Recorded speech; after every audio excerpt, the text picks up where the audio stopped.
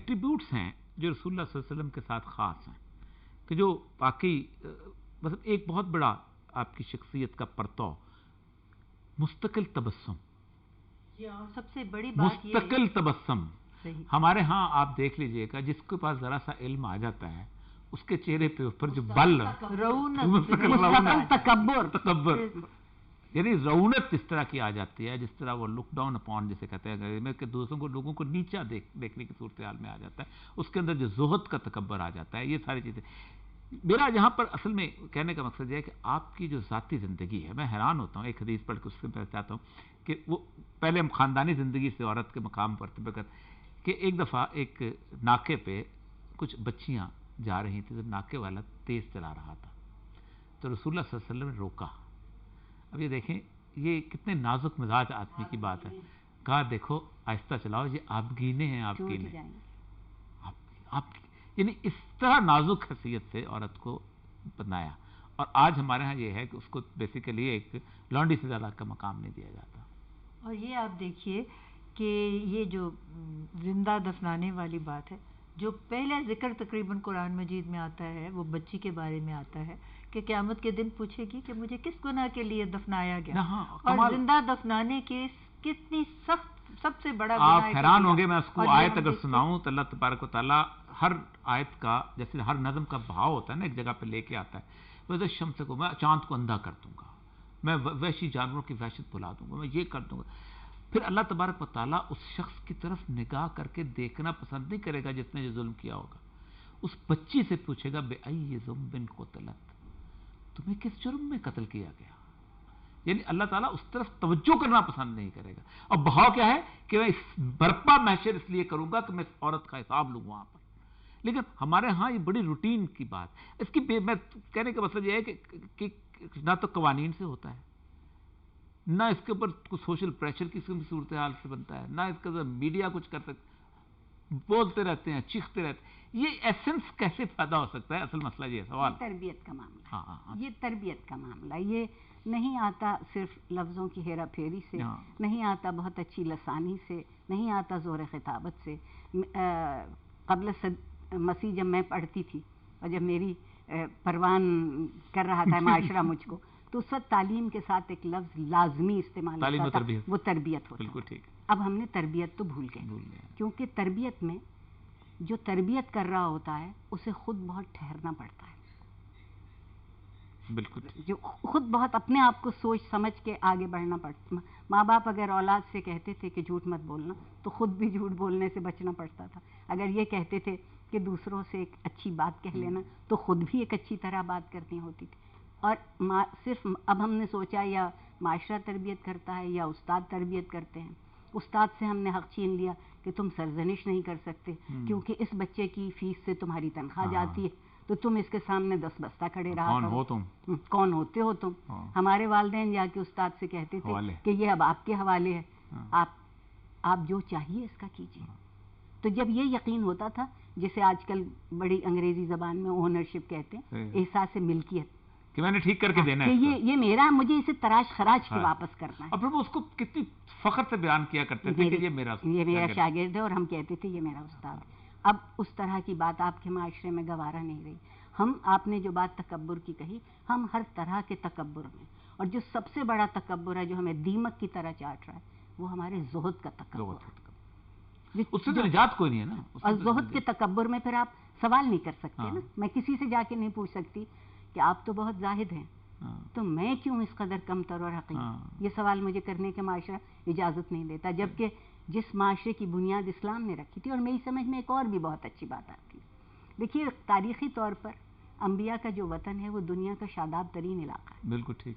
یس، Lebanon اور شام اور ان کے لیے جنت کا وعدہ تو کوئی آج بھی بکا ویلی جائیں تو آپ حیران ہو جاتے ہیں. کوئی وعدہ. پھر وہ جگہ دنیا کی 2 تہذیبوں کا سنگم ہے، اور بابل و نینوا اور مصر، وہ اس کے رہے.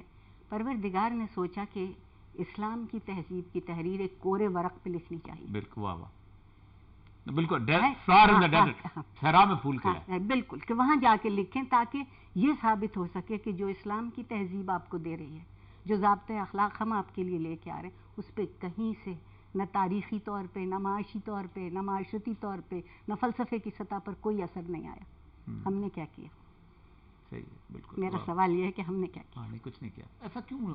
مطلب یہ دیکھیں، ہمارا جو 1400 سال کے اندر جو 1200 سال ہیں، یہ 1200 سال تو ہم صرف فقہ میں ایسا پھنسے ہیں کہ ہم سوائے یوں وضو کرنے یا یوں وضو کرنے سے باہر نہیں نکل سکے، یوں باندھنے یا یوں باندھنے سے باہر نہیں نکل سکے. ہمیں اس بات کی کوئی پرواہ نہیں ہوتی کہ جس اللہ تبارک و تعالیٰ کے حضور ہم سجدہ ریز ہو رہے ہیں وہ کتنا ہیبت و جلال والا ہے. کسی دربار پر ایک عام ایسا ہو کہ کمرے میں ہم داخل ہو جائیں تو ہم 2 دفعہ سانس درست کرتے ہیں، کنگھی پھیرتے ہیں، کپڑے درست کرتے ہیں. یہ ہمارا ایٹیچیوڈ جو ہے یہ ایسا کیوں آ گیا ہے؟ میں سمجھتی ہوں کہ سب سے بڑی تو ایک یہ بات ہے کہ ہم اسلام کی، جیسے انہوں نے کہا، روح سے اور فکر سے دور ہو گئے. جس وقت اسلام نازل ہوا تو اس وقت قبائلی نظام تھا. آپ دیکھیے کہ جو نام ہے آج قبائلی روح ہے ہمارے اندر. بالکل. اور جو دیکھیے جو اسلام نے تبدیلی لائی اس میں جو قومیت کے ساتھ جو عصبیت قبائلی ہوتی تھی وہ نہیں تھی. امت کا نام دیا گیا. امت ماں سے آتا، اور امت الواحدہ جس میں ہر فرد اور ہر شخص جو ہے وہ ایک جیسا ہے، چاہے اس کا مذہب، اس کی عصبیت کچھ بھی ہو، لیکن وہ امت کا لفظ ہی ہم نے چھوڑ دیا جس کا مطلب ہے ماں. اور پھر یہ ہے کہ جہاں پہ بھی تقاضے ہوئے کہ کسی دوسرے کلچر کا ہم نے کوئی سمجھا کہ یہ ہمیں قبول کر لینا چاہیے، جو اپنا لینا چاہیے، اپنی لا علمی میں ہم نے اس کو قبول کر لیا. ایک جو ویژن تھی ہمارے اپنے مذہب کی اس کو ہم نے کنٹینیو نہیں کیا. اور جس وقت ہم نے شکست کھائی تو اس شکست کے ساتھ ہمارا جو سوچ کا انداز تھا وہ بھی تقلید کی طرف چلا گیا، ہم نے چھوڑ دیا. پروردگار کے لیے کہتے ہیں کہ اس کی جتنی صفات ہیں وہ اس نے انتہائی فیاضی سے ہم انسانوں کو دی، اور بلا تخصیص، مگر ایک اعزاز صرف عورت کو دیا، تخلیق. ماشاءاللہ. ٹھیک، ایک اعزاز صرف، کیونکہ تخلیق میں درد بہت ہے، اسی لیے تو اللہ نے کہا. اور مجھے یقین ہے کہ میرے پروردگار نے بھی اس تخلیق کے درد کو سہا ہے. جی بے شک.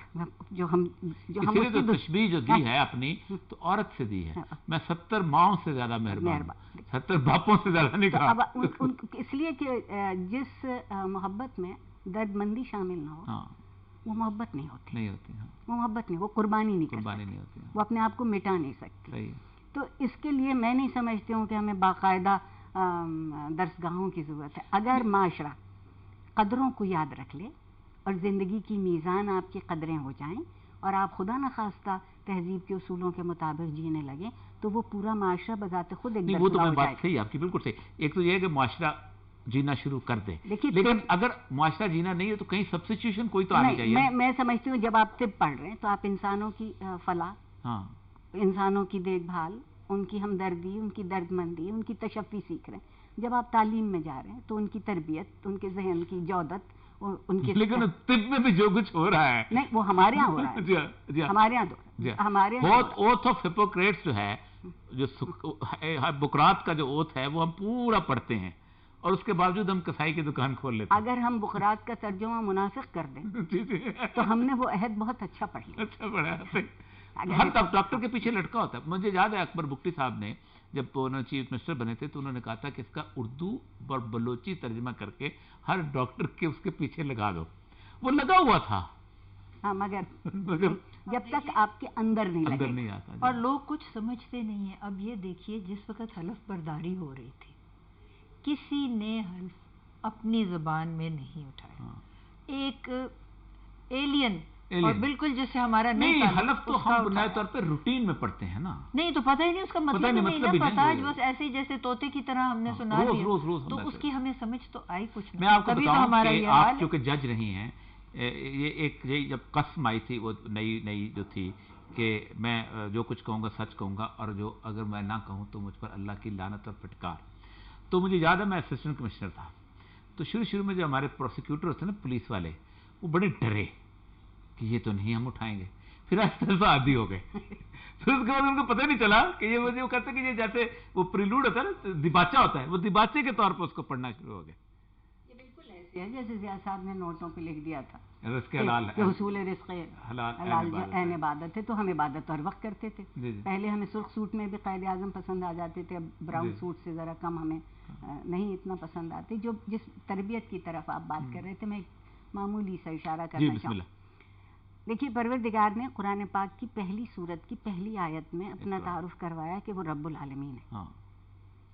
میری سمجھ میں تو ایک عالم نہیں آتا، تو اس کے عالم جانے کتنے انگنت ہیں، اور میری اوقات اس کے ایک عالم میں بھی چونٹی سے بدتر ہے شاید.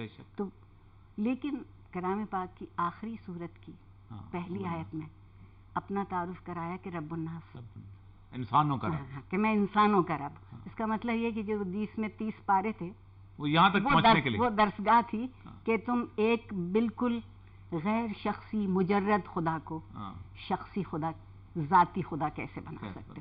آج تک ہم نے اس کو ذاتی خدا نہیں بنایا.